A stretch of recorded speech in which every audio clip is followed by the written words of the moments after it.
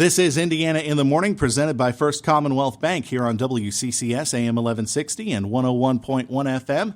And Indiana in the Morning, as we mentioned, presented by First Commonwealth Bank. And our interviews are presented by Marcus & Mack, a law firm representing injured people. We had him on last week. We wanted to bring him back this week because there are a couple more topics that we want to cover as far as the Indiana County Chamber of Commerce goes. So Chamber President Mark Hilliard is with us in a remote studio location this morning. Mark, it's good to see you again. Deja vu, huh? All over again. Yes. But we're going to talk about some serious topics here, I think, first and foremost, because of the fact that we heard the news last week. Governor Wolf and the Wolf administration has gotten the green light, it seems, to move forward with plans on RGGI. And obviously, you have been an advocate for making sure that RGGI is not enacted here in Pennsylvania because of the damaging effect it would have on Indiana County as a whole economically. Yes. Well, there's a lot of people that are in this county that are being active. And I think the biggest thing right now is we want to continue to bring attention to the topic. I think a lot of people still hear RGGI or hear carbon tax and really don't know what that means. What's going to happen is that when they start placing a carbon tax, in particular, it's a direct attack on these coal-fired power plants, which in our area, we have the largest concentration of coal-fired power plants in the state. So we're the main area that's going to be affected by this. And it's an indirect attack on the natural gas plants as well. But it's very difficult because you see what's going to happen. These plants are going to eventually shut down because of this. And actually, if this gets passed, if it would go into effect, I believe, in January of 2022, our feeling is they're going to close fairly quickly because they're not going to want to pay that money. And what's frustrating is that they continue to put out the number that, we're going to get $300 billion in revenue from this. And one of the things that I've asked, and I've heard multiple people ask, including a lot of the state senators at that hearing last week, where is this money coming from? If these plants all close, then who are you taxing to be able to get this $300 billion? It doesn't make any sense. It's not just pulling from thin air. But when these plants close, what I want to make sure everybody understands is too, and I know Senator Pittman and Representative Struzzi have stressed this point. It's going to increase taxes, or electricity. That your cost of electricity is going to go up. Everyone across the state, with these plants closing, the cost of electricity for everybody is going to go up. And if you look at every other state that has entered into RGGI, that is exactly what happened. And so it's the average taxpayer, the average citizen, who is going to pay the price for that. And a side note of what it also does is it really makes our entire state less competitive. We saw what happened with natural gas and how all these jobs suddenly have left the area. I think we can all look back 10 years ago. Certainly if we're looking at just population numbers 10 years ago, we see those numbers are much higher, and that's because we were right in the thick of Marcellus Shale at that point in time. And, some government regulations get enacted, and suddenly you look at Ohio and West Virginia, they're still booming, and they have a ton of jobs, and a ton of our folks that live in our area work down there. A lot of the trade unions, they're extremely busy in Ohio and West Virginia. Well, guess what's going to happen once this RGGI comes into effect? We're going to be even less competitive, and we're going to lose even more jobs to states like Ohio and West Virginia. It doesn't make any sense, and we've continued to at least ask Governor Wolf to come up to Indiana County, and talk with our folks. And we're not done fighting the fight on this. We're going to continue to move forward, but we hear crickets when we ask that question. Hey, come and talk to us. Come and see the impact that you're going to have, and try to explain a little bit more of how do you expect all this to happen? Because when you look at the other states that have entered into RGGI, it's a negligible decrease in the carbon footprint. I mean, hardly anything at all.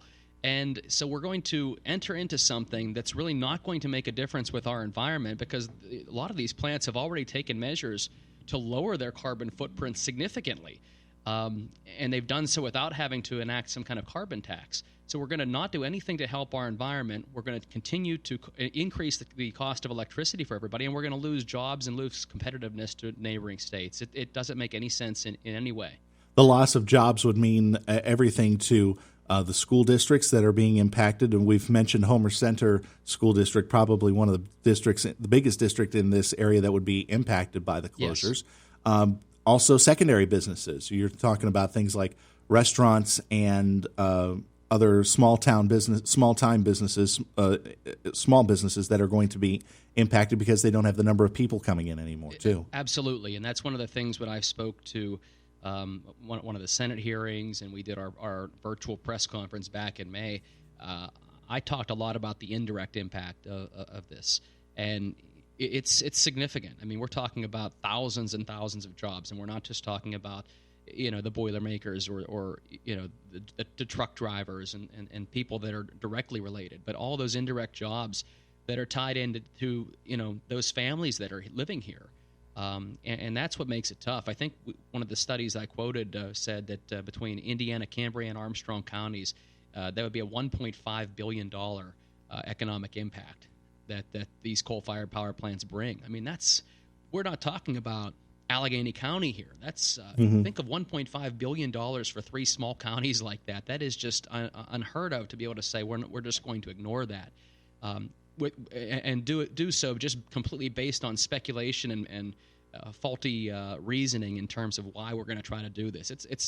I feel it's very politically motivated because the numbers don't add up, and we just want to make sure that we're doing the right thing. We all want to make sure we're taking care of the environment, but show us where that's going to happen. Show us how that's going to happen and how we can do it without losing so many jobs and having such a detrimental impact on our economy. Or as Jim Struzzi may have said a couple of times, how are those jobs going to be replaced? Well, that's the other thing. We have people talk about solar jobs. Oh, well, we're going to build a solar plant.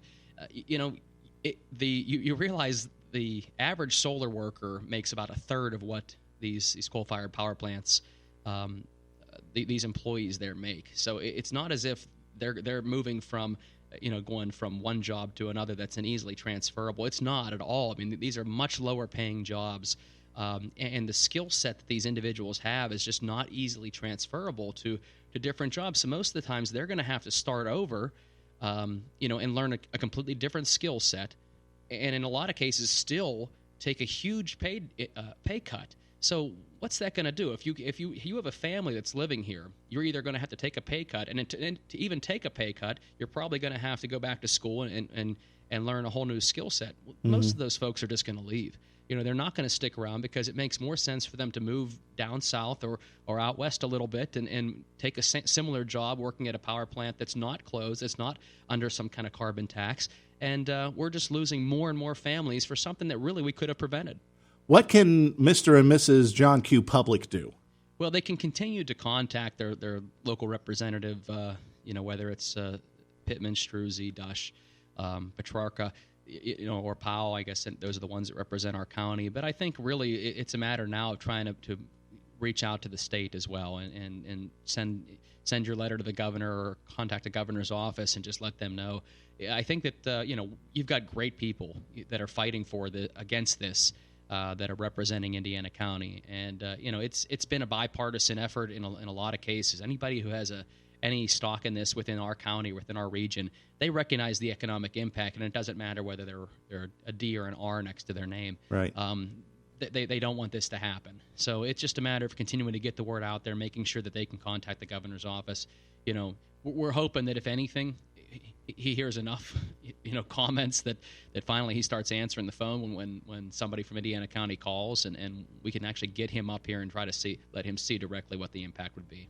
You're listening to Indiana in the Morning. I'm Josh Woodison, and we're here with Mark Hilliard, president of the Indiana County Chamber of Commerce, and we've been talking about some of the issues with RGGI. But let's go into another serious topic, and we kind of touched on it last week, talking about COVID-19 and how it's been affecting businesses. Let's talk about what the Chamber has been doing. I mean, you guys have been obviously doing some virtual conferencing and probably getting in contact with a lot of businesses, offering them help whenever they need it. So, yeah, we are. And this was a big topic on our board meeting on Thursday. And we have a press release that I believe was in the paper yesterday, the Indiana Gazette yesterday, and will be sent out to everybody today via email, all our members. But, one of the things we are doing is we're working with our local businesses and trying to find ways to assist them. We have a test project right now with a company that we're working with that is sort of a CDC compliance company, and they work with our local businesses in terms of trying to make sure that each business understands what the compliance issues are, what the steps they need to take to make sure their business is safe and healthy. And really, this is just in response to a lot of businesses who were not real comfortable. They can read the guidelines from the CDC, but sometimes those things read like stereo instructions. That's an old reference. But, Yeah. but they don't necessarily read very easily. So the average business owner who's more concerned with running their business on a day-to-day basis doesn't always understand that. So we have a company that has a lot of experience in medical, working with medical facilities in terms of guidelines, which they are very strict. Obviously, with those kinds of facilities. So they work with these companies. It's very simple. It's an app. So we're trying to work and get this company involved. We're kind of in a test run right now, a trial run with them, and they're working with a handful of businesses. But we're hoping it goes well, that we can be able to offer it to all Indiana County businesses, chamber members or not, to be able to work with this company, get in compliance, and then it will be something that customers can feel comfortable going in if there are any that are still uncomfortable with shopping or dining in certain places, so they can feel comfortable knowing that this place has followed all the guidelines and is safe and healthy to go into. And then store owners and employees can feel comfortable as well, knowing that their place is fine, and they can invite as many people in as the regulations would allow, and be able to operate on a regular basis and not have to worry so much about the uncertainty of whether or not your business is unhealthy for any reason. I will say most businesses do get it, and the vast majority, 99% of them, have taken enough measures that I believe they're all going to pass with flying colors when they work with this company. But it just helps to kind of reinsure, make sure that these businesses feel more comfortable, right, that they are doing the right things. Right. We're just at the mark, but thanks very much again for coming in. And again, we're hoping things run smoothly so far over at the Chamber. All right? Sounds good. Thanks, Josh. Thank you. Mark Hilliard, President of the Indiana County Chamber of Commerce, joining us on Indiana in the Morning, presented by First Commonwealth Bank. Our interviews presented by Marcus & Mack, a law firm representing injured people.